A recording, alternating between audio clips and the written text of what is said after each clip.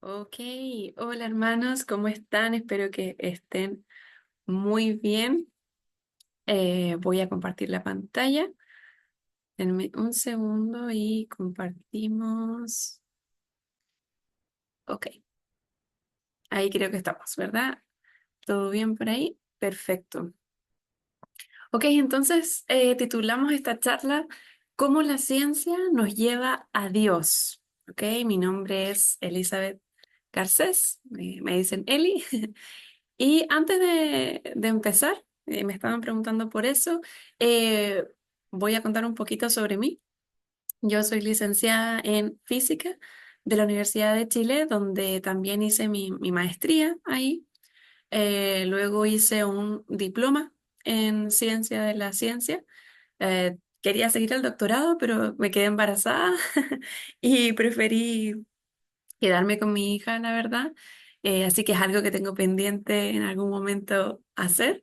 Actualmente estoy cursando un diploma en filosofía de la ciencia, que es un área que me gusta mucho particularmente. También pienso poder seguir desarrollándome en esa área. Lo estoy haciendo en el Instituto de Filosofía y Ciencias de la Complejidad en Santiago. Soy actualmente miembro, junto con mi esposo, de la Iglesia Bíblica Roca Grande, que está ubicada en Santiago, en la comuna de Peñalolén. Y además tenemos una doble membresía porque somos miembros de la Iglesia Bíblica Roca Grande, pero al mismo tiempo somos miembros de Grace Community Church aquí en Los Ángeles, California, debido a que mi esposo está estudiando su maestría en teología en The Master Seminary. Así que estamos acá por un par de años y luego volvemos a Chile. Sirvo escribiendo para Coalición por el Evangelio en los temas de ciencia y fe, así que también ahí pueden buscar mi nombre y van a aparecer mis artículos. Estoy tratando de escribir un poco más para ellos también. Y tengo un pequeño Instagram de ciencia y fe. La verdad, no tengo mucho tiempo para hacer cosas ahí, pero pueden seguirme ahí si quieren. Buscan mi nombre, Eli Garcés, y les va a aparecer ahí mi Instagram. Ok, así que eso es un poquito sobre mí. Me encanta hablar de estos temas, hermanos, así que bueno, empecemos y vamos a por ello. Acá hay un pequeño esquema de lo que va a ser la charla. Vamos a hablar, vamos a hacer la parte uno y 2 como una especie de introducción para llegar a la parte 3, ¿ya? Entonces vamos a hablar de qué es la ciencia, en primer lugar, para que todos estemos hablando de lo mismo, ¿ya? Y nos aseguremos de que estamos hablando de lo mismo. Vamos a hablar de la ciencia en contraste contra la teología o en contraste con la teología, ¿ya? Y luego finalmente vamos a hablar de cómo la ciencia nos lleva efectivamente a Dios, ¿ok? Cómo nos muestra a Dios o cómo la creación nos habla de su creador, ¿ok? Así que, bueno, empecemos. ¿Pueden hacerme preguntas? A lo largo de la charla pueden escribirme en el chat o pueden quizás levantar la manito ahí para preguntarme. Si no, al final de la charla podemos hacer una, un tiempo de preguntas, ¿ok? Así que siéntanse en libertad. ¿Ok? ¿Qué es la ciencia? ¿Qué es la ciencia? ¿Qué creen ustedes que es la ciencia? Ya me pueden poner ahí en el chat. Generalmente la gente entiende qué es la ciencia como algo que se basa en la evidencia, algo que usa el método científico, algo que trata de ser racional. Ay, perdón, estoy un poquito enferma, ¿ok? Pero hagamos una definición de qué vamos a estar hablando para que todos nos entendamos y vamos a usar la palabra ciencia de dos maneras diferentes, pero muy parecidas y que se relacionan entre sí, ¿ya? En primer lugar, vamos a hablar de que la ciencia es una actividad, ¿ya? Es algo que uno hace que se preocupa de descifrar las reglas y el orden que rigen el universo. ¿Ok? Entonces, la ciencia es algo que el ser humano hace y que de alguna manera nos permite descifrar qué es, lo que ocurre en el universo o las reglas, el orden que rige al universo. Y es una actividad que, por cierto, solamente hacen los seres humanos, ¿ya? Los animales, los perros, los monos, no hacen ciencia, a pesar de que viven en el mundo, interactúan de alguna manera y se sabe que generan algún tipo de emoción con respecto a, eh, digamos, la naturaleza, pero no hacen ciencia. Ya no hacen esta actividad tan particular que hacemos los seres humanos. Así que la ciencia es interesante porque es una actividad que nos distingue como seres humanos. ¿Ya? Así que eso está genial. Y por otra parte, vamos a decir que la ciencia ya no es una actividad, no es, digamos, como un verbo, como hacer ciencia, sino que es un sustantivo en el sentido de que es un conjunto de conocimientos, ¿ok? Entonces tengo como un gran grupo de conocimientos que se ha adquirido a través de la historia del ser humano. Entonces, este conjunto de conocimientos, la ciencia va siempre creciendo porque este conjunto va siempre agrandándose a través de la historia del ser humano, ¿ya? Y si se fijan, son definiciones parecidas, tienen que ver una con la otra, porque obviamente este conjunto de conocimientos va creciendo debido a que vamos haciendo esta actividad de hacer ciencia, ¿ya? Así que cuando yo utilice la palabra aquí, siempre la voy a estar utilizando en esas dos acepciones, ¿ok? Siempre me voy a estar refiriendo a esas dos cosas, ¿ya? Súper. Y describámoslo un poquito más. A qué nos referimos entonces? ¿Cómo es la ciencia? ¿Cómo se hace? Hablemos de la ciencia como disciplina, es decir, como esta actividad que hacemos los seres humanos. ¿De qué se trata? Primero que nada, la ciencia pretende, ya, ojo con esa palabra, la ciencia pretende ser objetiva y metódica. ¿Ya? Porque esa es la manera de poder descifrar efectivamente los misterios del universo, ¿ok? Entonces intenta ser objetiva, intenta mirar los datos, ¿ya? Y sacar conclusiones. Seguir un método específico, el método que ustedes conocen como el método científico, que en realidad hay como varios métodos científicos, no hay uno explícitamente, pero lo podemos englobar más o menos en una serie de pasos, ¿ya? Entonces, para poder objetivamente mirar estos datos, estos números o estas características y sacar algún tipo de conclusión, extraer alguna regla, extraer algo que aprendimos del universo, ya de cualquier parte del universo, de la naturaleza, del agua, de los animales, de las partículas, de lo que se les ocurra, ¿ya? Entonces, pretendo ser objetiva. Pero en la práctica, la ciencia nunca es objetiva completamente, sino que siempre en este intento de serlo es influenciada por el contexto, ¿ya? ¿A qué me refiero con el contexto? Me refiero a que es influenciada por la sociedad y por la época en donde se está desarrollando, ¿ya? Porque se está desarrollando por personas, por seres humanos. Y nosotros como creyentes sabemos que el ser humano está caído, fue afectado por el pecado. Entonces, nuestro raciocinio, nuestra mente, nuestro cerebro, eh, espiritual y físicamente ha sido afectado por el pecado y por lo tanto no pensamos tan racionalmente como creemos, no somos seres tan racionales como creemos. Y por cierto, eso también se ha probado, se han hecho muchos estudios acerca de que el ser humano no es tan racional como creemos, ¿ya? Intenta hacerlo, pero no lo es tanto en la práctica. Y por lo tanto, entonces la ciencia también se ve influenciada por eso, se ve, entre comillas, manchada por esta influencia del ser humano, ¿ya? Eh, Cada persona pone de su propia influencia en esta ciencia. Así que en la práctica realmente la ciencia no es tan objetiva.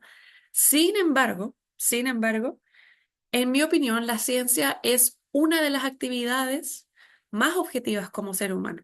Si bien no es 100% objetiva, no es completamente objetiva, es una de las más objetivas y es una de las que nos lleva o nos puede llevar a respuestas más claras, más cercanas, digamos de alguna manera, a la verdad.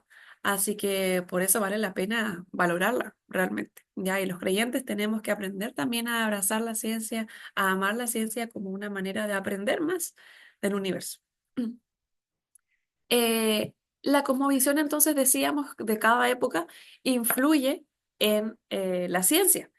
Y la cosmovisión tiene mucho que ver con lo que la sociedad en una época cree acerca de Dios. ¿Ya? O sea, hay épocas en donde el ser humano ha creído en Dios, digamos, ha tenido una como visión un poco más cristiana, cercana a lo que dice la Biblia.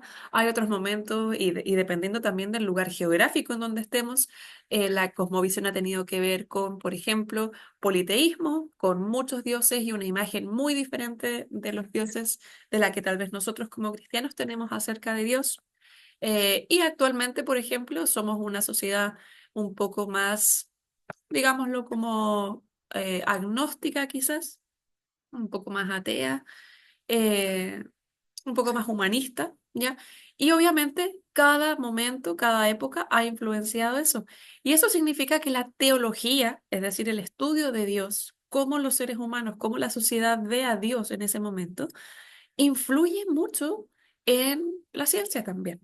¿Ya? Entonces la teología influye en cómo hacemos ciencia porque la teología está directamente relacionada con la cosmovisión que tenga la época. ¿Ya?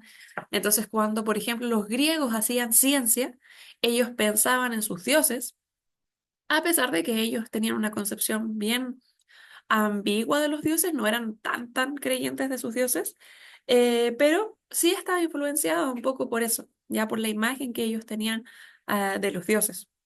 Y entonces su ciencia tenía mucho que ver con eso, su manera de mirar el mundo y de interpretar también los datos tenía mucho que ver con eso. Luego viene toda esta época en que la ciencia está muy influenciada por grandes creyentes como Newton o como Kepler, ya que eran hombres que creían en Dios como el creador del universo perfecto y entonces su manera de hacer ciencia también está influenciada por eso, ¿ya? Así que, en resumen, lo que podemos decir es que existe definitivamente una relación entre teología y ciencia. Esa relación no la podemos negar, ¿ya? Y solamente para aclarar, como para ir mostrando un poquito de qué se trata la ciencia, digamos que la ciencia básica, porque hay ciencias un poco más complejas sobre ellas o fundamentadas sobre ellas, la ciencia básica la podemos dividir en lo que es física, ya química y biología. Luego, desde ellas se empiezan a derivar otras cosas como astronomía, anatomía, ya no sé, psicología, etcétera, etcétera, ya y todo lo que queramos, que ya empiezan a ser ciencias un poco más complejas y también al mismo tiempo empiezan a ser ciencias un poco más difíciles de manejar y un poco menos objetivas, pero siguen estando dentro de la categoría de ciencia, ¿ya? Pero las básicas, básicas son la física, la química y la biología. ¿Ok? Así que lo que queremos, lo que quiero que quede claro es que existe una relación intrínseca entre la teología y la ciencia. Y entonces la pregunta es, ¿cómo se relacionan estas dos cosas? ¿Cómo se relacionan estas dos disciplinas? ¿Cómo se relaciona la ciencia, la manera de entender el mundo y la naturaleza en sí, con la manera de entender a Dios? Ya, esa es básicamente la pregunta.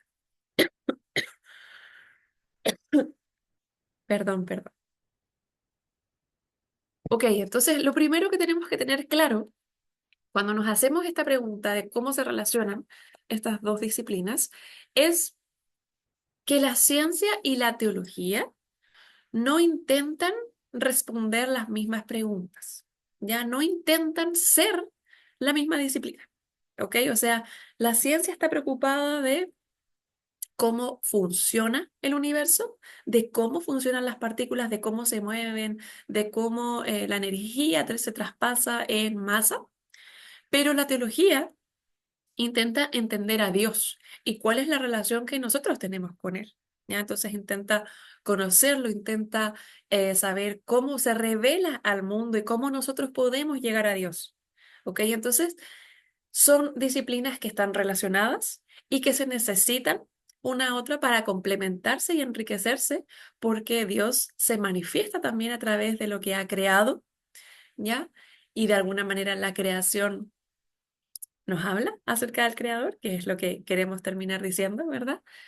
Pero nos responden las mismas cosas, así que no tenemos que intentar poner las respuestas que nos da la ciencia sobre lo que nos dice la teología, ni viceversa. porque intentan abarcar preguntas diferentes, intentan responder cosas diferentes, ¿ya? Así que no es la idea que se traslapen, no es la idea que intenten como quitarse las respuestas unas a otras.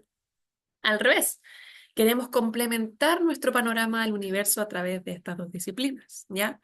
Y existen varias posturas acerca de cómo se da esta relación entre ciencia y teología. Hay muchas opciones de cómo esto ocurre en la práctica. En lo que todos estamos de acuerdo, o la mayoría podemos estar de acuerdo, es lo que estamos diciendo, que no se pueden traspasar directamente las conclusiones de una disciplina, de una, ¿cierto? De la ciencia, por ejemplo, a la teología. O sea, lo que aprendemos explícitamente de las moléculas, no lo podemos traspasar directamente a que eso es cómo funciona Dios, por ejemplo. No tiene nada que ver, ¿verdad? Sabemos que hay una relación, o sea, sabemos que nos habla de quizás la creatividad del creador, algo por el estilo, pero no podemos sacar la conclusión de una y traspasarla a la otra, ¿ok? Eso sí es lo que todos estamos de acuerdo. Y también pienso que es muy importante acá hacer como una especie de disclaimer, de que no asumamos que nuestra postura teológica es la única correcta. Ya quizás estamos en un ambiente cristiano que es muy, muy dogmático con respecto a la postura teológica que tenemos, por ejemplo, acerca de la ciencia, ¿ya? Pero la verdad es que existen varias posturas, yo diría que tres principales con respecto a cómo se da esta relación entre la ciencia y la teología. Particularmente siempre hay mucho conflicto con respecto a Génesis, por ejemplo, Génesis y eh, la ciencia, cómo se da esta relación, o de algunos aspectos que aparecen en otros libros bíblicos. Eh, yo llamaría realmente a que podamos ser humildes y no asumir nuestra postura teológica como la única correcta. Hay muchos hermanos, padres de la iglesia y grandes hombres ya más modernos que han sido hombres de Dios, que han sido buenos hombres de Dios y que han sostenido una postura diferente con respecto a esta relación entre Génesis y la ciencia, por ejemplo.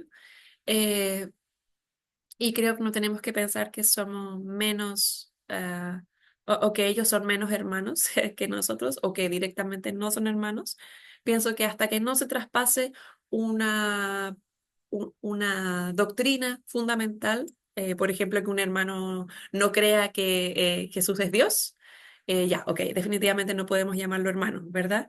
Pero si hay alguna persona que tiene posturas diferentes acerca de Génesis y cómo se da esta relación con la ciencia, la verdad que creo que tenemos que ser un poco más humildes en poder manifestar nuestra postura con respecto a esto, ¿ya? Eh, pero por el otro lado, tampoco yo estoy diciendo que, perdón, tampoco estoy diciendo que tenemos que confiar ciegamente en la ciencia, ¿ya? Porque partimos diciendo que aunque la ciencia pretenda ser objetiva, realmente en la práctica no lo es, ¿ya? Y todos podemos dar cuentas de eso. De hecho, por definición, la ciencia va cambiando. Va cambiando, va mejorando, entre comillas, sus postulados acerca del universo, sus conclusiones acerca de la naturaleza. Entonces, lo que creíamos hace 100 años atrás, hoy en día ya en muchas disciplinas distintas ya no lo creemos porque hemos ido perfeccionando nuestro entendimiento de esa área, ¿ya? Así que no estoy diciendo que tenemos que confiar ciegamente en la ciencia, eh, simplemente que tenemos que considerarla. Como creyentes no podemos desecharla, ¿ya? Porque es una disciplina que intenta efectuarse de una manera racional, ¿ya? Que intenta seguir principios bastante cristianos como la honestidad, la ética, ¿ok? El esfuerzo, la perseverancia, ¿ya? Pero no podemos definitivamente confiar ciegamente en ella, ¿ok? Porque va a llegar un momento más adelante en que va a ir cambiando, vamos a ir aprendiendo más, vamos a ir perfeccionando lo que sabemos, así que, bueno, ¿ya? Ejemplos de estos, los más populares son, por ejemplo, los de la cosmología, es decir, cómo los antiguos entendían el universo o el sistema solar, cómo eso ha ido cambiando, ¿ya? O sea, cuando partimos con los griegos pensando que la Tierra era el centro del universo, que todo lo demás giraba alrededor de la Tierra, Luego entonces viene, no sé, Copérnico y dice que la Tierra no era el centro del universo y todo esto causa un montón de controversia, otros pues, proponen otras cosas, en fin, ya todo ha ido perfeccionándose y o sea, seguro que lo que entendemos actualmente del universo, aún con nuestra gran tecnología, porque el desarrollo tecnológico que tenemos hoy es espectacular con relación a lo que había, no sé, con los griegos. Aún así, hay muchas cosas que no entendemos y que tenemos que ir mejorando. Ok, entonces, ser humildes. Yo creo que ese es el corazón de esto. Ser humildes, mantener una mente abierta, pero también cuestionadora, ¿ya? Acerca de nuestras posturas teológicas y con respecto a la ciencia. Ok, entonces, vamos ya al corazón de esto. ¿Cómo la ciencia nos lleva a Dios? Ok, dijimos entonces que la ciencia no es objetiva, pero realmente intenta hacerlo, hace un gran esfuerzo y es una de las disciplinas que nos acerca más como seres humanos a la verdad, ¿ya? O sea, se acerca, intenta. No tiene la verdad absoluta, definitivamente, ¿ya? Pero intenta acercarse de a poquito, rodearla, ¿ya? Intenta, bueno, hacer su mejor esfuerzo. Así que como creyentes tenemos que considerarla, no podemos simplemente desecharla.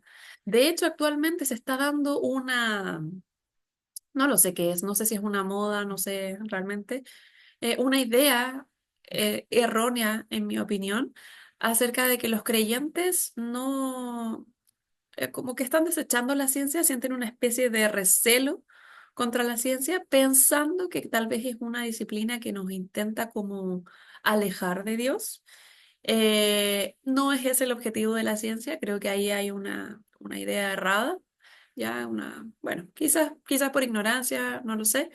Eh, Tengo un artículo escrito en mi página web acerca de ese tema, así que si les interesa pueden mirarlo allá. Buscan también mi nombre, Elizabeth Garcés, y ahí pueden buscar mis artículos, ¿ok? Que no están en Coalición por el Evangelio. Así que bueno, como creyentes tenemos que considerar la ciencia, tenemos que considerar qué es lo que nos está diciendo y podemos realmente ser muy beneficiados con lo que aprendemos con la ciencia. Muy beneficiados en términos de salud, por ejemplo, podemos aprender de cómo cuidar mejor nuestro cuerpo, cómo cuidar mejor de la naturaleza, cómo cuidar mejor de todas las cosas. Así que creo que tenemos que considerar la ciencia, pero también tenemos que considerarla particularmente porque a través de la ciencia podemos llegar a Dios no en el sentido de ser salvos, ojo con eso, porque yo no creo que la ciencia sea el Evangelio. Definitivamente no es el Evangelio y también hay que tener cuidado con eso. Hay algunas personas que creen que la naturaleza nos lleva a la salvación, es decir, por medio de la naturaleza podemos llevar al Evangelio. Yo creo que no, ya yo creo que solo a través de la Biblia y del Evangelio explícitamente de Jesús podemos llegar a la salvación.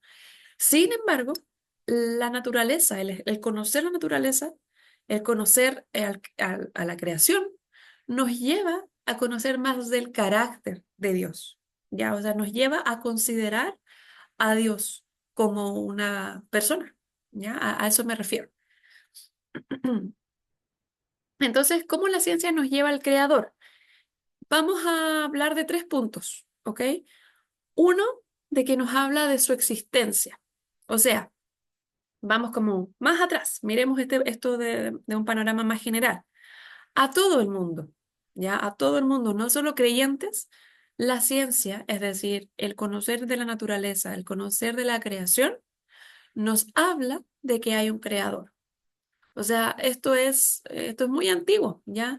Mucha gente simplemente mirando el mundo, científicos que miran, no sé, el ADN o que miran las estrellas, comienzan a sopesar la idea de que hay un creador, de que alguien hizo esto, ¿ya? Eso lo dice la Biblia, eso está plasmado en el libro de Romanos, ya que dice que nadie va a tener excusa acerca de pensar que Dios no existe porque la naturaleza nos muestra acerca de él, ¿ya? Y esto es un llamado, es algo que se nos dice a todos por igual, ya para que podamos conocer a Dios y podamos maravillarnos con lo que Él es capaz de crear, ¿ya? Y eso ha sido algo impresionante porque a través de que ha avanzado la tecnología, por ejemplo, con el ser humano, cada vez nuestra concepción del universo ha ido aumentando, porque nos hemos ido dando cuenta cada vez más que el universo es más y más grande de lo que pensábamos y más impresionante, y nos hemos encontrado cosas que, wow, nos han dejado eh, asombrados realmente. Si quieren mirar, por ejemplo, lo que el telescopio James Webb ha encontrado, o son unas imágenes pero impresionantes, y muchos nos quedamos pasmados ante lo que podemos observar, ¿ya? Así que eso es algo que llega a todos. Luego, a los creyentes, a quienes ya creemos en Dios, ¿ok? Nos permite dos cosas. Uno, obedecerle mejor. Ya, por ejemplo, llamamientos como el de Génesis 1:26, si quieren, lo pueden ir a mirar, pero básicamente lo que dice ahí es que cuando el ser humano fue puesto en el huerto, la tarea que Dios le dio fue cuidar el huerto, ¿ya? Y cuidar el huerto también implicaba, por ejemplo, cosas como cuidar los tomates, o cuidar las plantas, o cuidar los árboles de manzanas, o las frutas que hubieran, ¿ya?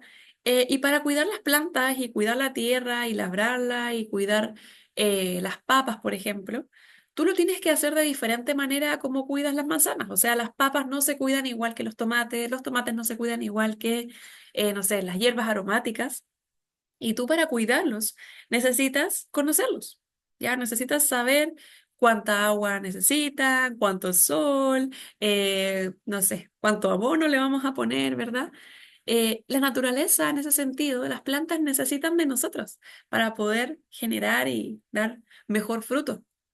Entonces el ser humano, la primera tarea que tiene es la de cuidar la naturaleza.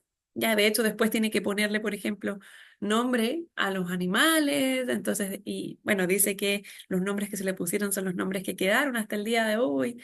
Entonces tiene que hacer especie de taxonomía. O sea, en la relación que tiene el ser humano con la naturaleza parte desde el momento en que Dios pone a Adán en el huerto. ¿Ya? Así que no podemos negar nuestra tarea que fue asignada por el Señor de obedecerle a través de cuidar la creación. Esa es nuestra tarea, ¿ya? Y por el otro lado, nos habla también de su carácter. Por ejemplo, Salmo 104 es un hermoso salmo que nos habla acerca de cómo Dios es creador y las cosas que ha hecho y el carácter que podemos ver de Dios a través de la creación. Ya, o sea, a quienes ya creemos en Dios, nos habla acerca de sus atributos, ¿ok? Pero vamos a ir un poco como desglosando estos tres puntos. Vamos a partir entonces por esto de que nos habla de su existencia a todos, ¿ok? Y una manera en que nos habla acerca de su existencia a todos es un argumento que en ciencia o en filosofía de la ciencia, eh, se llama el fine tuning, ¿ya? Si aparecen de repente conceptos aquí en inglés es porque, no porque yo me quiera dar de genial, sino porque lamentablemente estos son conceptos que nacen en este idioma y que después es muy difícil hacerle como una traducción al español, ¿ya? Pero la traducción al español que mejor podría calzar es lo que se conoce como el ajuste fino, ¿ya? Quizás algunos de ustedes han escuchado, pero este es uno de los argumentos más fuertes en la comunidad científica, digamos, con respecto a la existencia de Dios. El fine tuning habla acerca de que las cosas en el universo dan la sensación de que están, digamos, como finamente ajustadas. Esto es como cuando uno tiene como una perilla de alguna máquina y la intenta ajustar en un número preciso ahí para que esto funcione, ¿ya? Esto está finamente ajustado para que el universo pueda subsistir, ¿ok? Es decir, da la sensación de que cuando miramos la naturaleza, cuando calculamos una ley, cuando nos fijamos cómo funciona, no sé, la gravitación universal o cómo dan las moléculas, por ejemplo, o cómo se unen las partículas de los átomos, cuando miramos esas constantes, esos números que rigen estas reglas, son números finamente ajustados que si los movemos un poco, ya no permitiría el universo como lo vemos, ¿ya? Y entonces, ¿qué hacen? Muy difícil, perdón, hacen muy difícil la idea de que el universo surgió simplemente de la nada, como sin algo que le diera el chispazo ya necesario y creativo de Dios, por cierto, eh, para su subsistencia. Entonces, quiero mostrarles algunas frases de científicos muy famosos. Me imagino que todos han escuchado, o la mayoría ha escuchado de Stephen Hawking, que murió hace un par de años atrás, pero que fue muy famoso. Él era un cosmólogo porque él era un físico que se dedicaba a la cosmología, es decir, que se dedicaba a esta área de la física que tiene que ver con el universo completo, o sea, cómo el universo ha ido cambiando y cómo se desarrolla, ¿ya? Y lo pongo en inglés porque fue tal cual como él lo escribió en uno de sus libros. Esta frase, si no me equivoco, aparece en su libro que se llama Breve Historia del Tiempo, ¿ok? Que por cierto se los recomiendo muchísimo porque fue un libro que a mí me inspiró, me inspiró mucho a pesar de que obviamente él no es creyente, de hecho al contrario, trataba un poco como de desacreditar esa idea. Em, pero fue un libro que me impactó mucho con respecto a cómo el universo era y me dio ánimo de estudiar eso. De hecho, ese fue yo creo que el libro que me hizo querer estudiar física. Bueno, pero se los traduzco más o menos. Dice algo así como que si la tasa de expansión del universo después del Big Bang, después de esta idea de cómo surgió el universo, ¿ya? Hubiera sido simplemente un poco más pequeña que una parte en cientos de miles de millones, ¿ya? O sea, si esto hubiera sido, pero un poquito más chiquitito, después de que comenzó a expandirse el universo, entonces el universo habría como recolapsado, se habría vuelto a achicar antes de alcanzar el tamaño que tiene actualmente. Por el otro lado, si es que esa tasa de expansión hubiera sido más grande, ¿ya? Porque dijimos, ok, si hubiera sido un poquito más chica, entonces esto hubiera recolapsado de nuevo.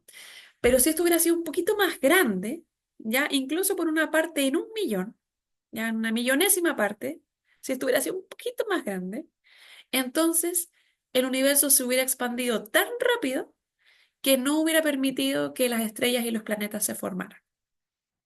¿Ok? Esto no lo dice un científico cristiano, lo dice Stephen Hawking en su libro, lo pueden ir a comprar y mirar. Eh, y dice que en el fondo es algo que no podemos ignorar. ¿Ya? O sea que ese número, esa tasa a la cual se expandió el universo es tan particular, ¿ya? Es tan específica que si cambia en una millonésima de parte, ya sea para arriba o para abajo, si se hace más chica o más grande, entonces no tendríamos el universo como lo conocemos. O no existiría o sería una especie de espacio vacío que no hubiera permitido las estrellas existir. ¿Ya? O sea, es una cosa como bien impresionante. Fred Hoyle, otro científico muy famoso, un astrónomo, dice que la lista de propiedades antrópicas, esto quiere decir de propiedades que permiten la vida del ser humano en la Tierra, aparentemente accidentes de un producto no biológico, ¿ya? O sea, como que él está diciendo que aparentan ser como de un accidente, o que creemos, entre comillas, que es de un accidente.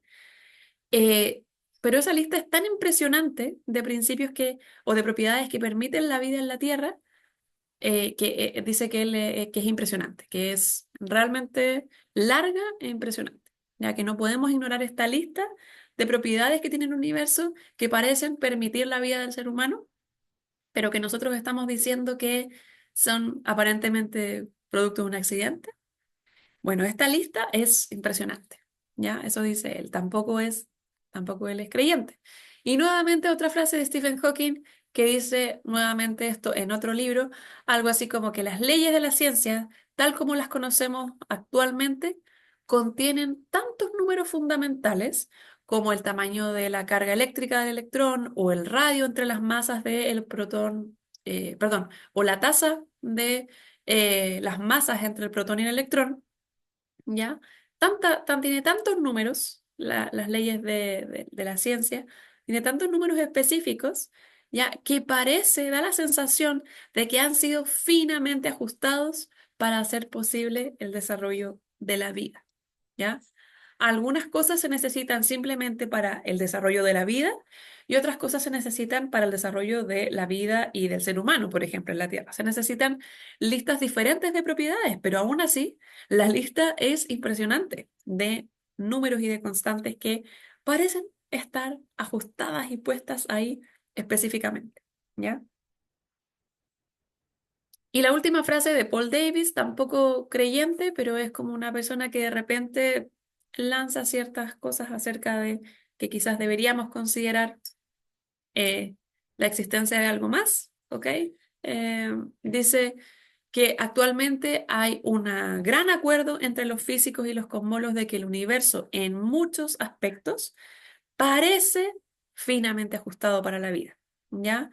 Pero la conclusión no es tanto de que el universo está finamente ajustada para la vida en sí, sino que está como finamente ajustada para construir los bloques necesarios para que se produzca la vida en la Tierra.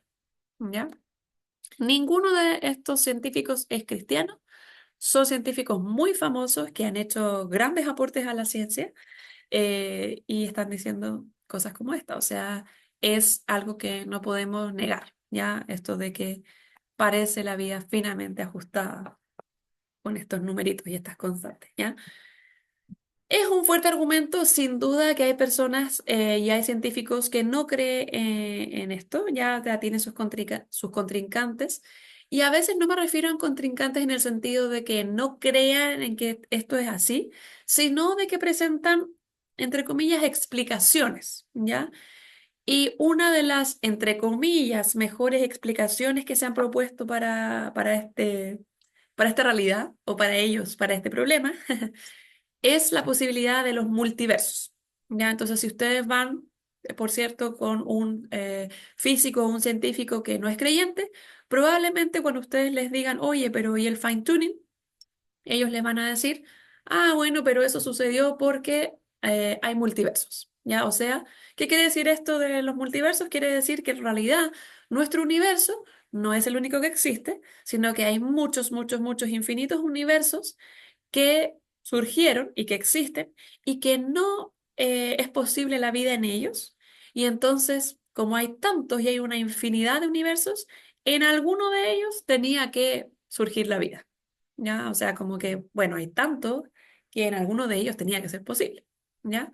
En mi opinión y en la opinión también de varios físicos, incluso no creyentes, este argumento es un poco débil, ¿ya? Es bastante débil porque finalmente que haya surgido muchos, muchos, muchos, muchos universos y que en uno de ellos haya sido posible que haya surgido la vida, no quita la necesidad de que haya comenzado, o sea, de que alguien haya dado la partida, de que existan los bloques necesarios para que puedan existir los multiversos, o sea, los bloques, ¿de dónde salieron? Digamos.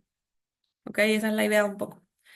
Em, Y hay gente, incluso que no es creyente y que trabaja en filosofía de la ciencia, que dicen que esto de los multiversos es una especie de falacia realmente, una falacia un poco más complicada que se llama la falacia del apostador inverso, ¿ya?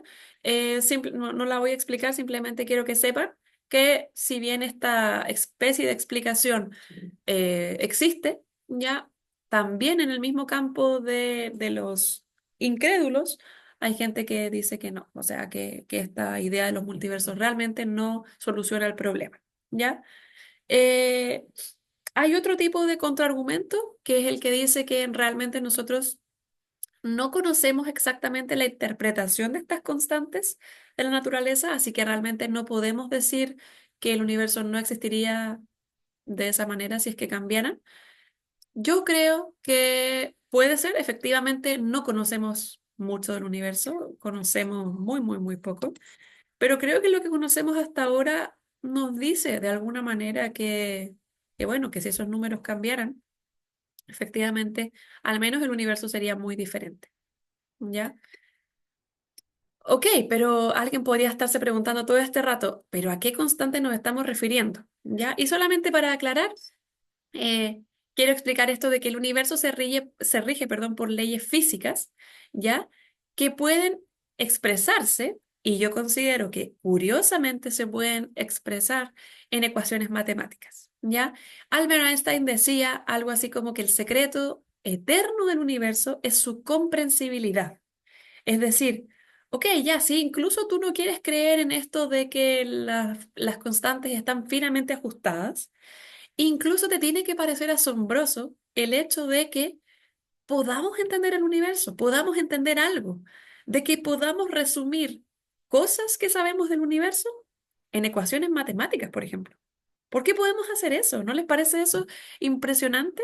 Es decir, aun si creyéramos que, ok, estas constantes, estos números que les estoy hablando, no están tan ajustadas, ya nos debería parecer sorprendente que podamos entender algo, ¿ya? O sea, fíjense en esto. Cuando uno está como aprendiendo del universo, hay ciertas cosas que se empiezan a cumplir. Por ejemplo, Newton se dio cuenta de que la fuerza total es directamente proporcional a la aceleración de un cuerpo considerando su masa constante. Ya. Yo sé que eso puede sonar medio confuso, pero en el fondo lo que Newton se dio cuenta, estudiando mucho la naturaleza y el universo y las cosas que se movían, es que la fuerza total era una cantidad, una cosa que estaba directamente relacionada con la masa de un cuerpo, ¿ya? Y toda esta frase, toda esta ley que él encontró en una frase, la fuerza total es directamente proporcional a la aceleración de un cuerpo considerando su masa constante, ya todo eso que dijo se puede resumir en una cosa súper chiquitita, que es esto que está aquí abajo. Esto que está aquí abajo es una ecuación matemática, ¿ya? Y es impresionante que que muchas cosas de la naturaleza, muchas, digamos, como, se me fue la palabra, muchas, eh, ya se me fue la palabra, ya, pero muchas, como cosas que ocurren en el universo, se pueden resumir en una ecuación matemática que tiene tres letras, ¿ya? Y cuatro símbolos. F igual a m por a. ¿Por qué? ¿Por qué sucede eso? ¿Ya? El universo podría ser una cosa completamente caótica de la que no pudiéramos extraer ninguna ley, ninguna regla, que no pudiéramos entender nada. Y sin embargo, como seres humanos, podemos decir cosas de este lugar en donde vivimos, que es vastamente más grande que nosotros. Y podemos solamente los seres humanos entenderlo, o al menos aprender cosas. ¿Ya? A mí eso ya me parece suficientemente impresionante, creo, de que podamos saber algo, entender algo, resumir pequeñas cosas del universo, resumir pequeñas leyes, misterios del universo en ecuaciones y que los seres humanos podamos decir algo. Realmente me parece que Einstein tenía razón, o sea, lo que más impresionante me parece cuando estudio ciencia es que podamos comprender algo, aunque sea. No todo definitivamente, pero algo, ¿ya? Así que, bueno, eso estaba diciendo, ¿no? Que por qué los seres humanos podemos intervenir en el universo o comprender algo. No solamente los seres humanos podemos comprender algo, sino que a veces también podemos incluso intervenir, ¿ya? O sea, por ejemplo, podemos no sé, mejorar los tomates que producimos. ¿Ya? Muchas de las verduras y frutas que tenemos actualmente son verduras que han sido modificadas genéticamente, por ejemplo. ¿Y por qué nosotros podemos hacer eso? ¿Por qué el ser humano tiene la capacidad de intervenir en la naturaleza? ¿Ya? Esto, por cierto, esto de lo genéticamente modificado tiene muy mala fama, pero en términos científicos realmente es algo impresionante y no es necesariamente malo, no es intrínsecamente malo. ¿Ya? Hay cosas que de repente sí pueden salir mal, pero en general ha significado un tremendo beneficio para nosotros como seres humanos esto de las cosas genéticamente modificadas. ¿Por qué podemos nosotros intervenir? ¿Cómo es posible que podamos intervenir, no sé, en el clima de la Tierra, que podamos enviar satélites al espacio. Eso ya debería ser impresionante, ¿ya? Y hay algunas personas que piensan, que es esto que pongo ahí abajo, hay algunos hermanos que piensan que esto de la intervención que tiene el ser humano en su creación es una manera en la cual Dios mismo interviene a través de su creación. Porque vemos en Génesis que Dios dice que va a crear al ser humano a su imagen y semejanza. Entonces, cuando muchas personas dicen, oye, pero yo no veo a Dios interviniendo directamente en la naturaleza, bueno, hay varios hermanos que dicen que el ser humano interviene como Dios, digamos, como Dios interviene usando al ser humano para intervenir en la naturaleza. ¿Ya? Es una idea interesante, no digo que sea lo que yo creo particularmente, pero me parece una idea para reflexionar y considerar al menos, ¿no? Creo que eso es lo que tenemos que aprender a hacer, a tomar las ideas, sopesarlas un rato, pensarlas y luego, como dice la Biblia, retener lo bueno, ¿ya? Y desechamos lo malo. Y finalmente, entonces, la ciencia nos ayuda como creyentes, como cristianos, nos ayuda a obedecer, ¿ya? Y a conocer de su carácter. Entonces, a obedecer, tal como les decía adelante, nos ayuda a obedecer el mandato que Dios ha hecho sobre el ser humano, sobre la humanidad, con su creación, ¿ya? ¿Cómo podemos cumplir este mandato si no conocemos la creación? ¿Cómo vamos a cuidar de nuestro entorno? ¿Cómo vamos a cuidar de nuestros hijos, por ejemplo, de la salud de nuestros hijos, de nuestro jardín, de nuestro patio, de nuestras mascotas, si no conocemos de ellos? ¿Ya? Si no conocemos cómo funciona su cuerpo, cómo funciona no sé, cómo cuidar ahí las plantas que tenemos, ¿cierto? Cómo cuidar el aire o lo que sea, ¿verdad? Ese es un mandato que se nos ha dado y que tenemos que aprender a obedecer, ¿ya? Y yo creo que muchos creyentes nos hemos olvidado un poco de este mandato de cuidar la creación, ¿ya? Pero también, y para ir cerrando esta charla, también la ciencia nos habla sobre el carácter de Dios o dicho de otra manera, sobre los atributos de Dios. Y creo que esta es la manera más asombrosa en la cual podemos, eh, digamos, valga la redundancia, asombrarnos de Dios, de poder conocer cómo es Él, ¿no? Porque a través de la naturaleza y de la ciencia podemos conocer su grandeza. O sea, cuando vemos el universo y empezamos a mirar cosas como la cantidad de estrellas que hay, por ejemplo, los agujeros negros, el tamaño de las galaxias, el tamaño del universo, o sea, uno empieza a decir, bueno, si esto es la creación simplemente, o sea, el creador es inimaginable, ¿no?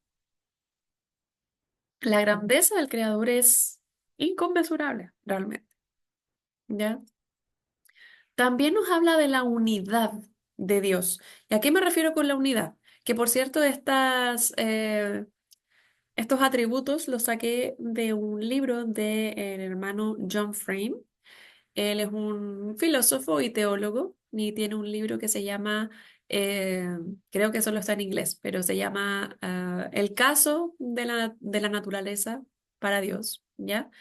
Y él como que va exponiendo ahí qué atributos de Dios podemos conocer a través de la naturaleza bíblicamente.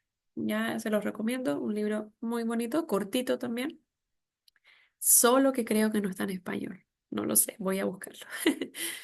Eh, bueno, y con la unidad se refiere a que, por ejemplo, los griegos creían que existía un dios del amor, un dios de la sabiduría, otro dios para el mar, otro dios que controlaba la cosecha, otro dios que bla, bla, bla, bla, bla. O sea, tenían un dios para cada cosa, ¿ya? En otras culturas como la India también pasa algo similar y es como hay distintos dioses para distintas cosas. ¿Ya? Pero nosotros sabemos que Dios es uno y es ese mismo Dios el que controla el mar, el amor, la sabiduría. Es el Dios de todo. Es el Dios del amor, es el Dios del mar, es el Dios de los animales, es el Dios de los niños, es el Dios de las estrellas.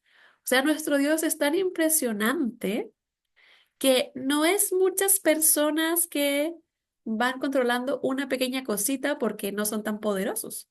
No, Él es uno. Él es uno y controla toda su creación. Él, ¿ya? Nos habla también de su sabiduría, por supuesto, ¿no? Nos habla de su sabiduría, de cómo fueron creadas las cosas cuando vemos el cielo, ¿cierto? Salmo 19 nos habla de su sabiduría, ¿verdad? Las estrellas y cómo son tan impresionantes, cómo funcionan las estrellas, cómo funcionan ahí las reacciones eh, nucleares que ocurren en las estrellas, por ejemplo. ¿Sí? Su bondad, el hecho de que nosotros podamos subsistir gracias a la naturaleza, gracias a lo que comemos, gracias a que tenemos alimento desde la naturaleza, ¿cierto? Que podemos nutrirnos, que podemos cuidarnos y que podemos aprender de la naturaleza también para poder cuidarnos, nos habla de su bondad. Nos habla de su paciencia, ¿verdad? Porque las cosas que Dios hace muchas veces toman tiempo, los procesos toman tiempo. Cuando, no sé, vemos una mariposa que comienza como un gusanito y va pasando por estas etapas y se va convirtiendo en mariposa, ¿cierto? O cuando crece una planta o cuando nace una estrella. Nos habla de la paciencia de Dios. Son procesos que toman tiempo, que tienen sus etapas, que tienen su orden y que se van repitiendo de esa manera, así. Nos habla sin duda de su creatividad. O sea, no sé si les pasa. A mí me encanta mi área definitivamente es la astronomía, pero tengo una pequeña fijación con, por ejemplo, los animales del mar, como de los fondos abisales. ¿Han visto esos animales? Son unas cosas que uno las mira y dice, ¿qué es eso? O sea, la creatividad de Dios es infinita, ¿no? Unos peces que tienen aquí unas lámparas colgando en la cabeza. No, es una cosa, pero para asombrarse, realmente. Nadie habría podido crear, ninguno de nosotros habría podido crear eh, esto, ya una creatividad infinita. Y sin duda, por cierto, que nos habla de su presencia, tal como nos dice Romanos, ¿ya? O sea, de que Él está, de que Él es presente, de que Él existe. Y podemos verlo a través de la naturaleza, a través de la creación, ¿sí? Bueno, así que espero que con esto hayan quedado un poquito inspirados acerca de considerar la ciencia, de considerar la naturaleza y la creación como un medio por el cual Dios se muestra, ¿ya? Dios nos habla de Él, nos habla de quién es a través de la creación y a través entonces de la ciencia, porque la ciencia estudia la creación de Dios. ¿Ok? Así que, bueno, en conclusión, la ciencia es un camino razonable, lo más razonable posible, no es absolutamente razonable, pero es lo más cercano a algo, a un proceso racional, hermoso, por el cual siempre nos estamos maravillando, mirando los peces, mirando los animales, las estrellas, las moléculas, etcétera, por el cual constantemente nos podemos acercar a Dios. Ya nos habla de quién es Él, de su presencia, de su identidad, pero también al mismo tiempo de nuestra identidad. ¿Sí? Espero, hermanos, que hayan disfrutado. Muchas gracias por su atención. Si tienen alguna pregunta, ahora podemos hacer preguntas, comentarios también, por cierto. Eh, ahí les dejo mi correo por si me quieren escribir, por si quieren, no sé, una pregunta, un comentario, lo que quieran. Les dejo mi página web que está más o menos en construcción, pero ya tiene, creo que como 3 o 4 artículos arriba, si quieren leer un poquito más de eso. eh, y mi Instagram. Muchas gracias, hermanos. Espero que hayan disfrutado. Muchas gracias.